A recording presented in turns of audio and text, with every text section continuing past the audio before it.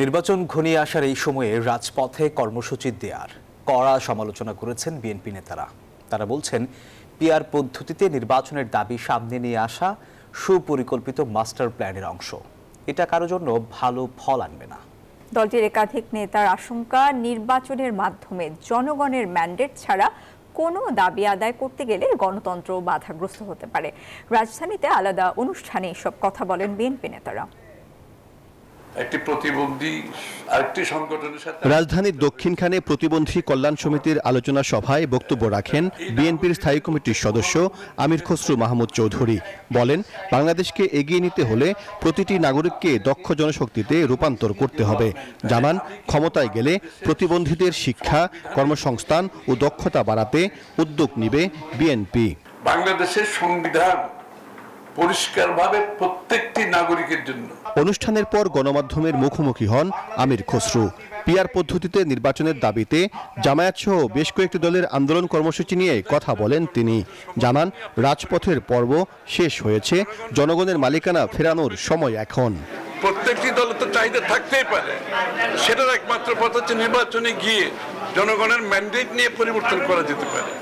Bundle থাকলে প্রতি সেনমানিতে টাকা বাঁচবে। বিকাশ সেনমানি বান্ডেল কিনে জিতুন প্রতি লেনদেনে। এর বাইরে কিছু করতে গেলে সেটা গণতন্ত্রকে বাধাগ্রস্ত করবে। বাংলাদেশের মানুষের বহুদিন পরে মালিকানা ফিরে পাওয়ার যে প্রত্যাশা, ভোটের মাধ্যমে একটা নির্বাচিত সরকার সংসদ গঠন করবে, যেটা যেই সরকার সংসদ জনগণের দায়বদ্ধ থাকবে, সেটা যত বিলম্বিত হবে দেশ তত বেশি বিপদগ্রস্ত হবে।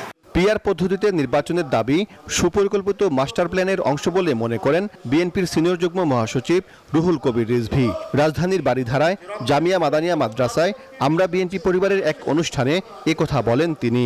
আজকে এই বিষয়টাকে তো প্রমিনেন্টে নিয়ে আসা, এত সামনে নিয়ে আসা, এটা তো এক ধরনের, আমি মনে করি সুপরিকল্পিত একটা মাস্টার প্ল্যানের দিকে আগাচ্ছেন, কিন্তু এটা কারো জন্যই কোনো কিছু মঙ্গল বয়ে নিয়ে আসবে না। ডাকসু ও জাকসুতে পরাজিত শক্তির ভোটে একটি দল বিজয়ী হয়েছে মন্তব্য করে রিজভী বলেন, রাজনীতির মাঠে এর ফল ভালো হবে না। পরে হেফাজতুল ইসলামের সাবেক আমির আল্লামা জুনায়েদ বাবুনগরীর ব্যক্তিগত সহকারী ক্যান্সার আক্রান্ত মাওলানা এনামুল হাসান ফারুকীকে বিএনপির ভারপ্রাপ্ত চেয়ারম্যান তারেক রহমানের পক্ষ থেকে চিকিৎসা সহায়তা তুলে দেন রিজভী। এদিকে জাতীয় প্রেস ক্লাবের সামনে এক অবস্থান কর্মসূচিতে বিএনপি চেয়ারপারসনের উপদেষ্টা জয়নুল আবদিন ফারুক বলেন, যারা নির্বাচন বানচাল করার চেষ্টা করছে তাদের মধ্যে অনেকেই এখনো সচিবালয়ে বহাল তবিয়তে আছেন। যারা আপনার ঘোষিত ফেব্রুয়ারির নির্বাচনকে বানচাল করার হীন প্রচেষ্টা করছে। দেশের সংকট সমাধানে আগামী বছরের ফেব্রুয়ারিতেই নির্বাচনের কোনো বিকল্প নেই বলেও মন্তব্য করেন তিনি।